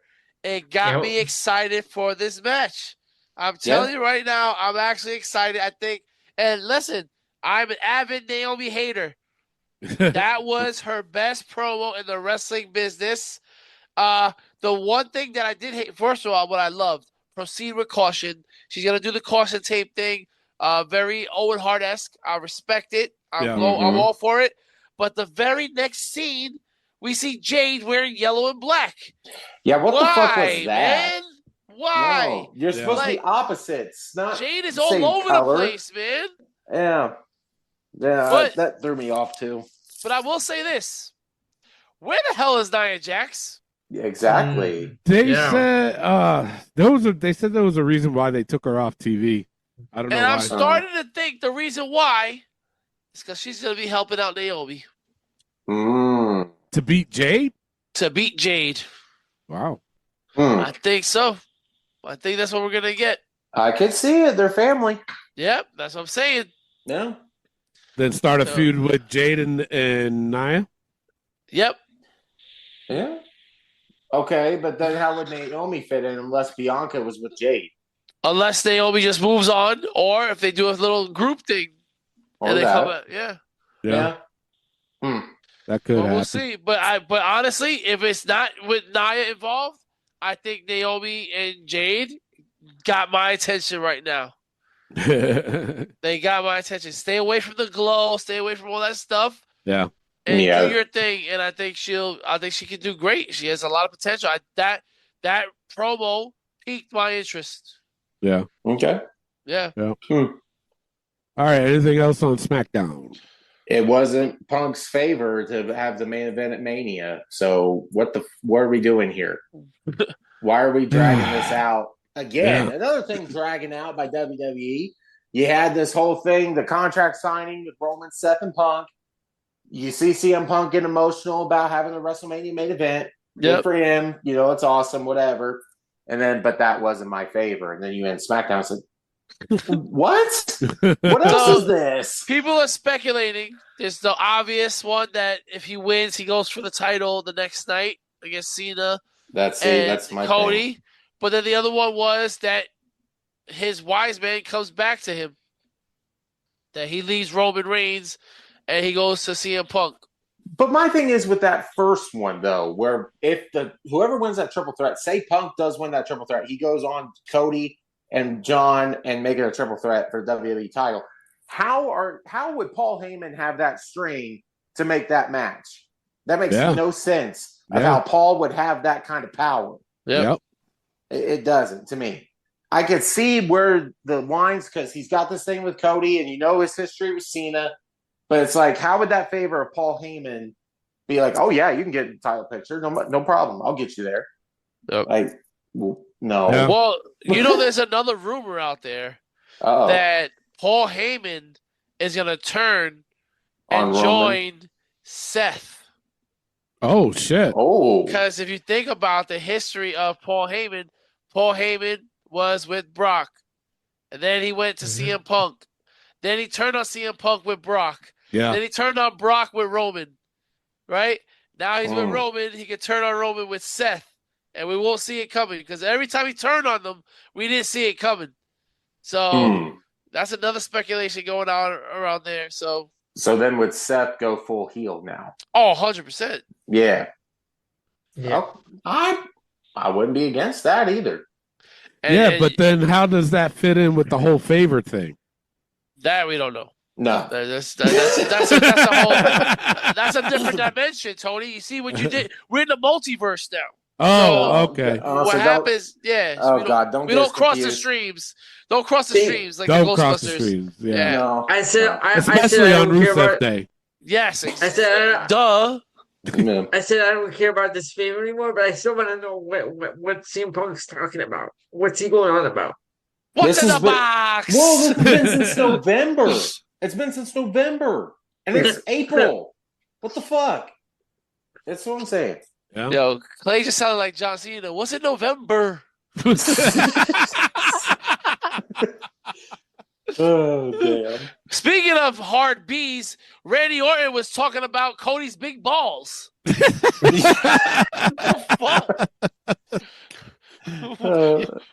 the fuck? Randy, you got something to tell us? Something we don't know.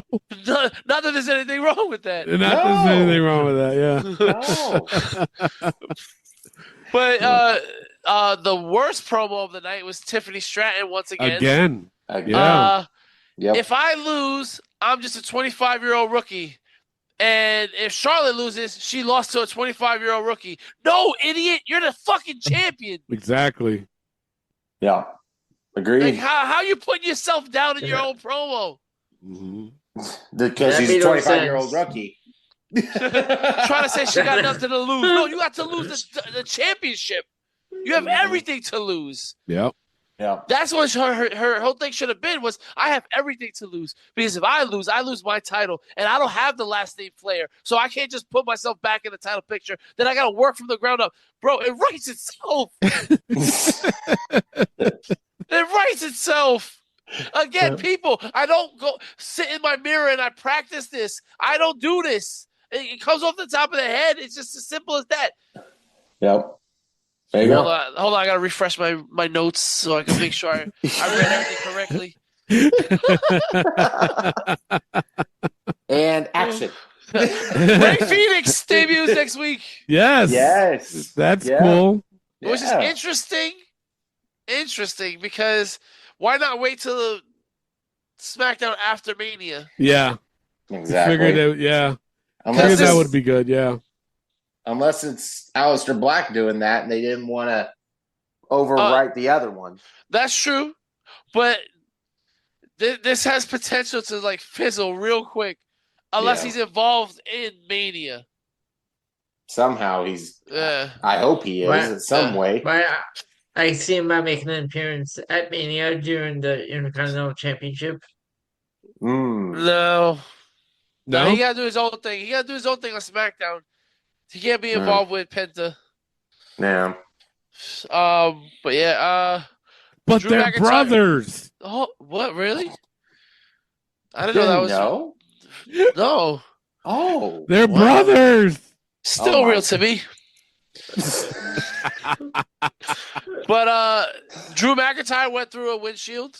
Yeah. They say Damian Priest. And they're saying that he actually got glass in his eye. I was going to ask if that was legit or not, because I wouldn't think he'd just say that. Well, to have CM Punk passing by and the use of real glass, we all know. Oh my God! We all know how Punk feels about real glass. So. Oh, that was a straight up dig at AEW. Oh yeah. Oh yeah. Yep.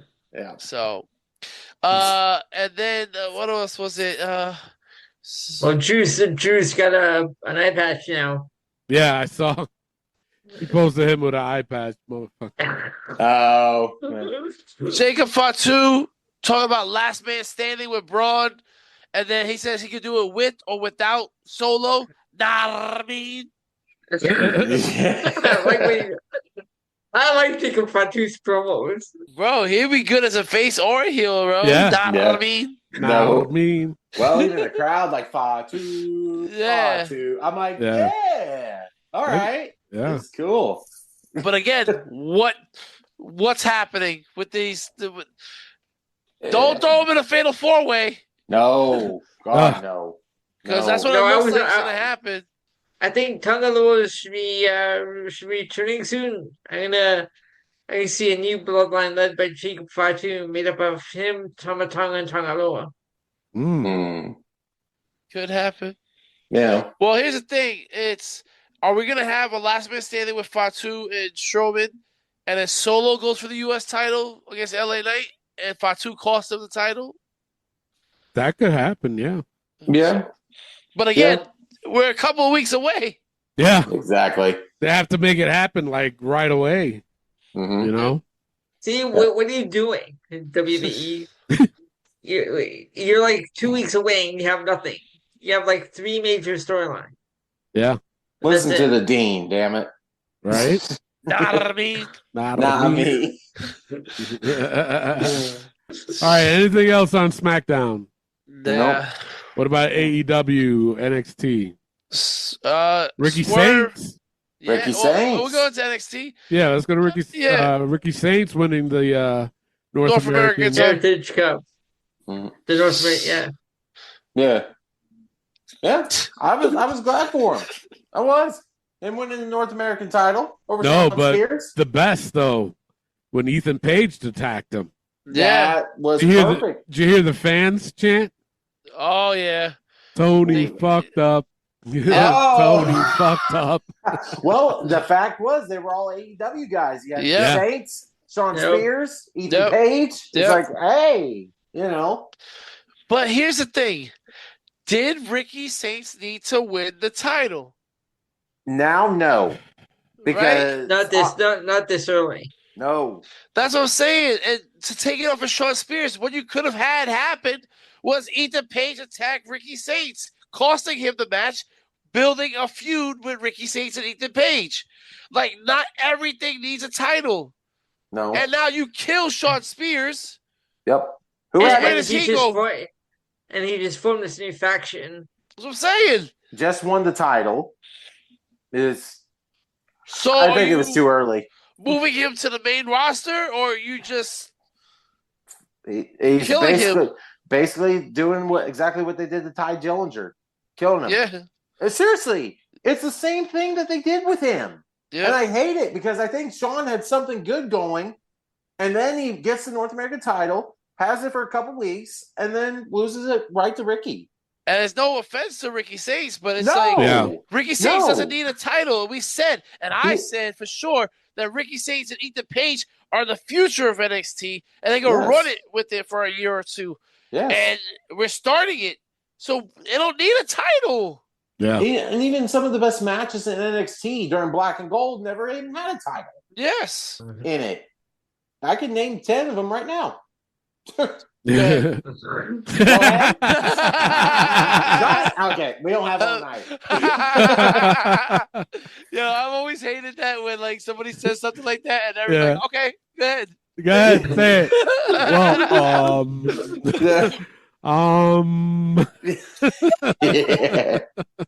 Well, there was that one time that Anyway, Stephanie Vacker relinquishes North American title. So stupid. That is. And we just said last week that she would defend both of them for the next couple of months, and they just said no. We're not going to do what WPOV says. Yeah. No, I'm going to give other women chances because I got a chance. I'm like, no, that doesn't work like that. No. Bullshit. The best thing to come of this was the furuncle of Jordan Grace yeeting that security guard out the ring. That was a yeet. Threw him to the moon. Bro, that's yeeting, bro. Yes. I was like, man. You see the look on Peter Parker's face. Yo. Yeah. That security guard, future WWE champion. Oh, for sure. Off the floor and just went right over the rainbow. Bro, that guy, when they find out his name, he going to get a long-term contract. I can tell you what. He had to be a high jumper somewhere in college or some sort because that's not natural. Yeah. How high that dude went. Yep. And I will say this, and I don't care about the 5-second shuffle game. Last Legend sucks. What? She sucks. I thought she did good. Yeah, good at being bad. She reverted. She's reverting back to back because Zarya couldn't even have a good match for her. This was a terrible match, in my opinion. First of all, Zarya's doing the spear. Doesn't look good. Why is everybody doing the spear? Then she tries to F5 Last Legend, and Last Legend just put all her weight into that, where she didn't even get lifted over her head. It was terrible, man. I thought she did good. No. I thought she did good. Oh, Lord. Yeah. You and Booker T. Hey, I'm just trying to win the 5-second shuffle game. Honestly, though, a really underrated match to me was Kalani Jordan versus Roxanne Perez. Yeah. I thought that was a good match. The right woman won in Kalani Jordan. Yeah. So, I mean, to me, Roxanne's definitely on the main roster after Mania at some point. He should be. She should have already been there. Yes. My point exactly. Yeah. She doesn't need to win any more in NXT. No. And did Javon Evans destroy Trick Williams in his promo? Yeah. Yes. Yeah, right? So, and then the Dark State attacks all three guys again. Well, this time for the first time, all three guys. But I still think Trick Williams is the leader. There's something about where they hesitated on attacking him. And then they attacked him. It's like, there's something there of Trick being the leader of this dark, what is it called? State. Dark State. Dark State. And he even referenced Carmelo Hayes, said that I'm him. Yep. Yeah, so I mean, it wasn't the best NXT, I'll tell you that. No, it wasn't. And then Dynamite, we had Swerve Strickland and Moxley promo. That was a good promo. It was good, but you know what this is leading to? Because it sounds like Swerve's like, you've bled pints, I've bled buckets. You've been in Texas death matches, I've won them. We're going to get some crazy shit again, bro. Oh, yeah, I'm sure. Like some sick, deranged shit, bro. And I'm done with it. I told y'all, I'm not watching any Moxley shit until he loses this title. Because I'm not watching that, bro. Yeah. Don't want to see that shit. No, it's hard. It's hard, especially what happened on Dynamite. We won't go into it, but it's hard to watch. Yep. And then MJF says no to MVP. Surprise. Well, he did say yes, but then Bobby and Shelton had a problem with it. And then they're like, no, this guy's turning on it, blah, blah, blah. And it's like, no. Yeah, so it's like, what are we doing? Yeah. And where does he fit in? He doesn't fit in. He doesn't. No. But I'm telling you, you know what they're doing. They're trying to do like a Nation of Domination, Owen Hart shit. Yeah. Mm-hmm. The one white guy in the Nation of Domination. I'm telling you, MJF's going to bring the dynasty back. You think so? Yeah. Richard Hawley and Alexander Hammerstone. Okay. We're going to have to wait and see. Yeah. Brody King versus Kyle Fletcher, I think was the best match of the night. Yeah. I really enjoyed that match. Kyle getting the win. Sure. Yeah, I mean, what are we doing to Brody King? Well, same thing. Like we said, the Hounds of Hell just suck. They can't win the singles matches. Yeah. Nope. Terrible. That's AEW. And Kenny Omega opening the show, defeating Christian Blake. Surprise, surprise. Yeah. What was that? Yeah. Like that was one of the most randomest match on Dynamite. Like very random. Yeah. Blake Christian, this guy's on ROH. Exactly. And you're facing Kenny Omega. Not anybody else, but you had to play or go against Kenny Omega. In the opening match, Dynamite. Yep. Wow. Out of everybody you got. And then Ricochet's promo afterwards, that was terrible. Yeah. I am so tired of Ricochet cutting the promo. I really am. Not because he's a good heel. It's the fact that he's fucking terrible at a promo. Mm-hmm. He is. I'm sick of the shit. I'm tired of hearing it. I can't stand listening to Ricochet, heel or babyface. Can't do it. Wow. Yeah. Nope. Well, there's your AEW. Yeah. That's it for this week in wrestling. Let's get right into the AEW Dynasty pay-per-view. Clay, take it away. All right. We're jumping right into AEW Dynasty. Now, these matches are not in order, so do not shoot the messenger, please. First match I have for the AEW World Championship, Jon Moxley versus Swerve Strickland. Guys, what do you think? Elio, you go first.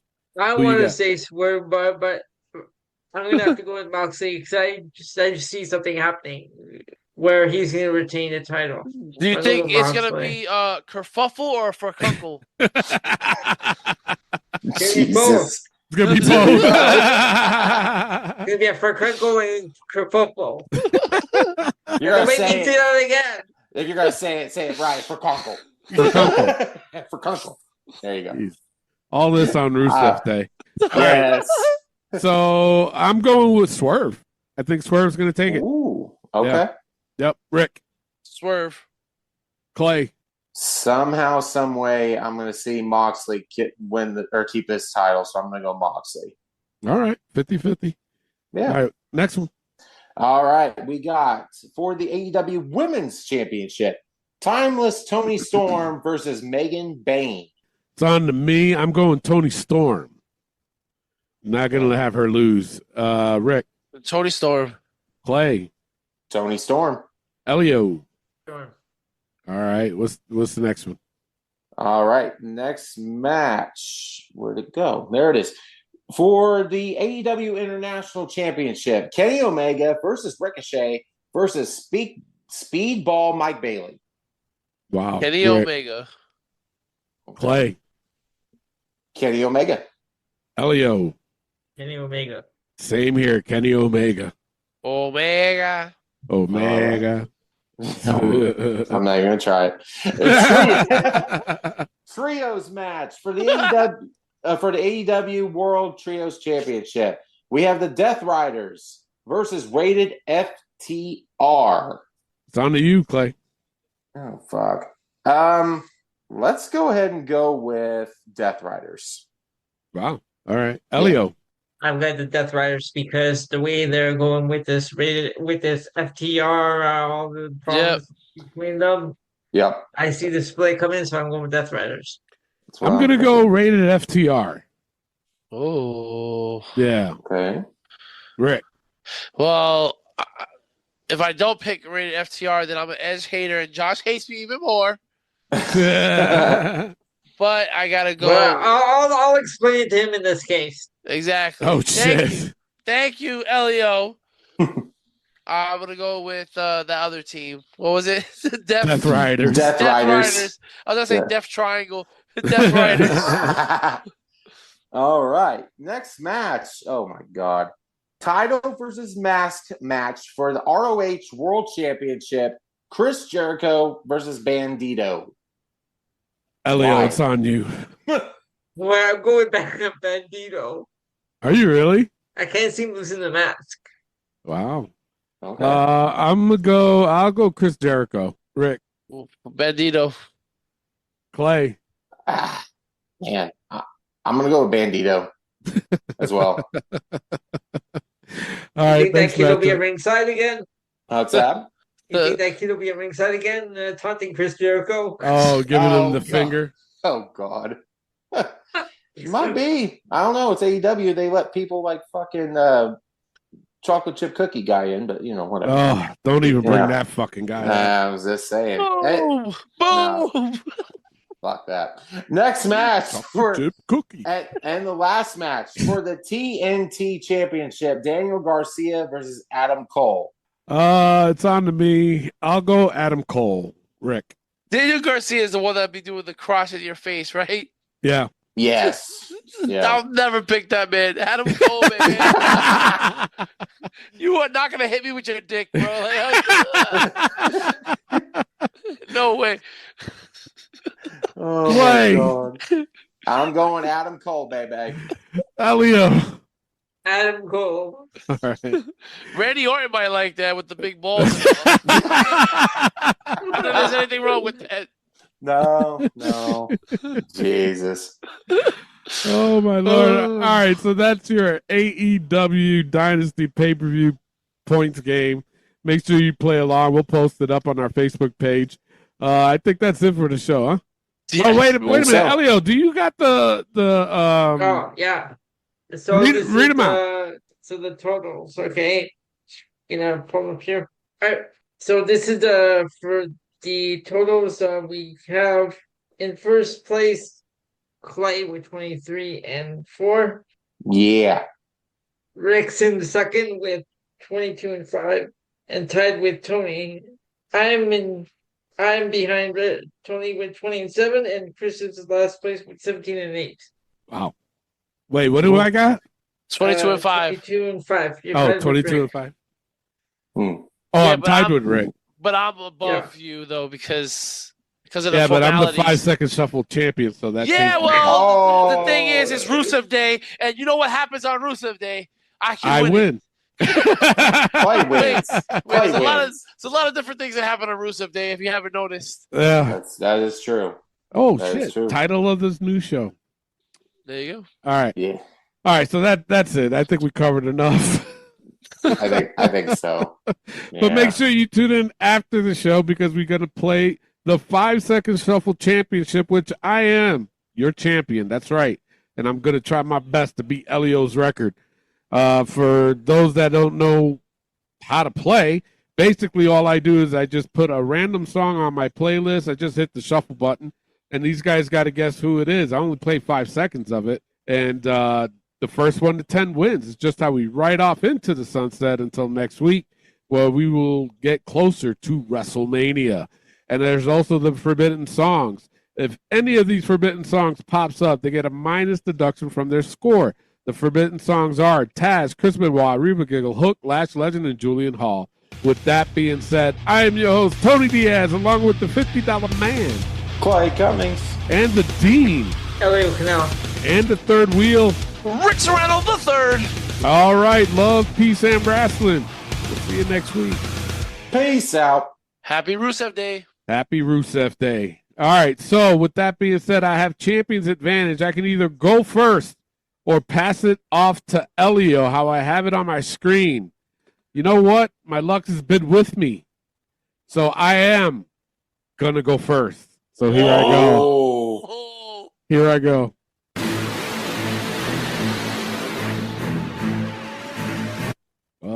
Shit.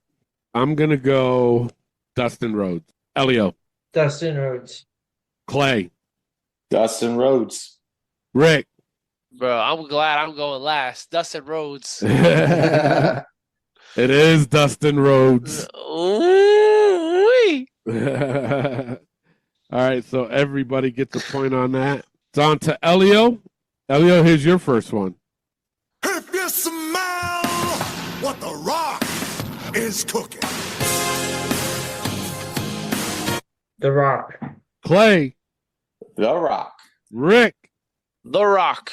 I'm also going The Rock, and it is The Rock. Everybody gets a point on that. It goes to Clay. Clay, here's your first one.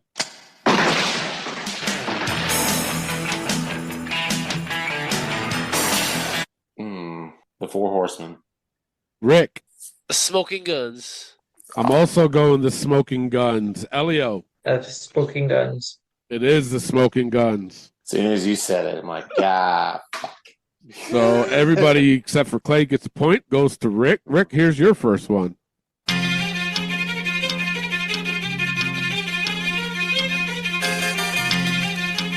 So, you think you're untouchable? John Cena. I'm also going John Cena. Elio. John Cena. Clay. Ward Life, John Cena. Yeah, it is John Cena. So the updated scorecard is I got 4, Clay's got 3, Rick's got 4, Elio's got 4. It's on to me. Here I go.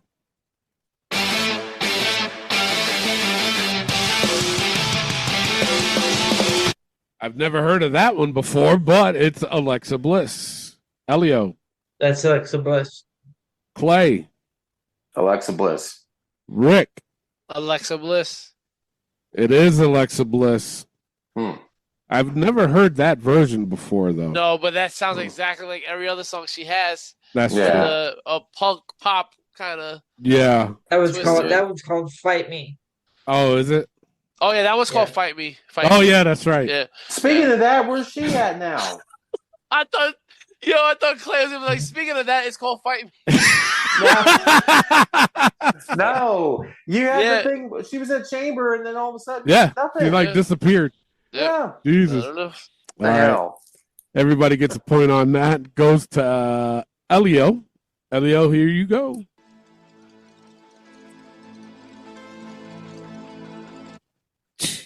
The Rock. Clay.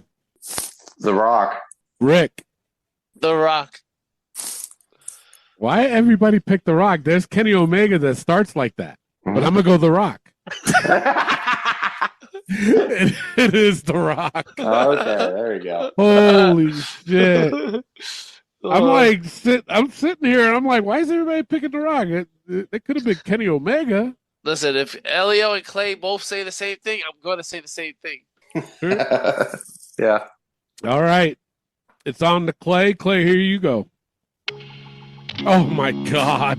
I'm already down 1. What the fuck? Yeah, you don't even know me. Yeah, you don't even know me. You don't even know me. Yeah. That's Hook. No, I know you, Hook. You're a dick. Yeah. No Lash Legend yet, but... Well, I will say this. I will say this. Every time Clay gets hit with this and I go after him, I got hit with it. So let's get this over with. All right, it's on to Rick. Here you go. Latino Hit. Chica, ¿tú quieres probar a un latino man? Eddie Guerrero. I'm also going Eddie Guerrero. Elio. Eddie Guerrero. Clay. Eddie Guerrero. It is Eddie Guerrero. Man. All right, so the updated scorecard is I have 7, Clay's got 5, Rick's got 7, Elio's got 7. Rick is desperately trying to stay in this game. I'm right there. I can feel it. He's right there, man. Because so far it's been either I win it clean or I have to win it in overtime against Elio. So let's see. It might be a triple threat overtime. Don't count me out yet. You're out. Yeah, you're out. No. Wait, what day? It's Rusev Day, man. It's Rusev Day. He ain't gonna catch up. Anything could happen. Oh Lord, who's it on now? I forgot. Oh, let's not do that again.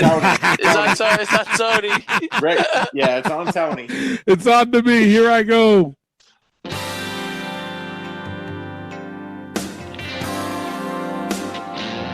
I'm going double J, Jeff Jarrett. Elio. That's Jeff Jarrett. Clay. Jeff Jarrett. Rick. Jeff Jarrett. Make sure. It is Jeff Jarrett. Again, Peter Avalon is on my head, bro. Thank God I went last. Oh, God. Wow. All right, it's on to Elio. Elio, here you go. Time for a nasty sensation! Get ready for Pity City! Nasty Boys. Clay. Nasty Boys. Rick. Nasty Boys. I'm also going Nasty Boys. It is Nasty Boys. You know, we went for years without having the Nasty Boys. Exactly. And all of a sudden, it's on every week. Exactly. Listen, I don't want to take anything away from any of you, but my heart is in my ass right now. I'm right there. I'm so close. The updated scorecard is I have 9. Clay's got 7. Rick's got 9. Elio's got 9. It's on to Clay. Clay, here you go.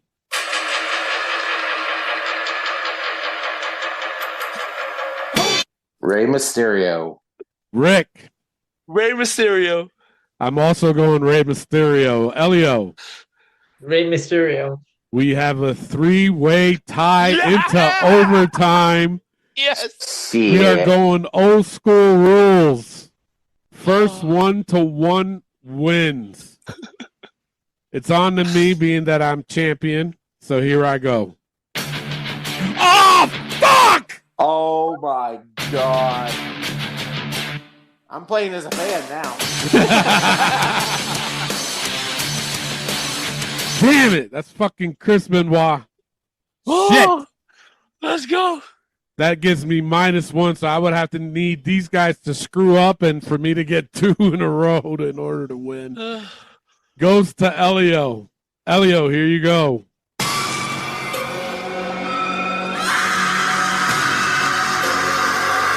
Dakota Kai. It is Dakota Kai. So you have 1. Rick. Fuck. Rick needs this in order to go into a second overtime. Clay, watch me, Clay. Let's see. If he does not get it, Elio will win. This is when Lash is going to come on. I know, right? Right? All right, Rick. Here you go.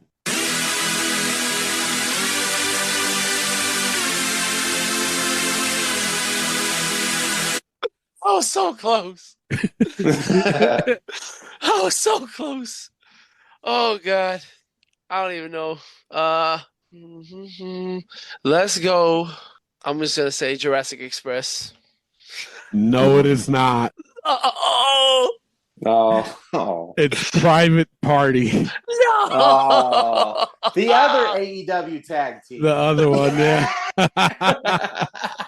I knew it. Oh, God. Damn you, Elio. On Rusev Day, you do this On to me? Rusev Day, Elio wins it. That he does. So the updated scorecard, the overall scorecard, I have 7. Clay's got 1. Rick's got 0. Elio's got 5. And Chris has got 0. Wow. What a game. Yeah. What a game. So wait, I was part of the first ever triple threat overtime match? No. Oh, my There God. we Write go. this down to my accolades, man. Oh, man. You One more gotta find the notch. positivity. It's the negativity. That's true. That's what they say on Rusev Day. That's what they say. That they do say that. That They for do. Kunkel. There you are. For Kunkel, yeah. Oh my God. Thank you all for listening. Make sure you tune in next week where we'll give you guys more content. Same pod time, same pod channel. See ya. This could have been a 10-second shuffle. I would have got it.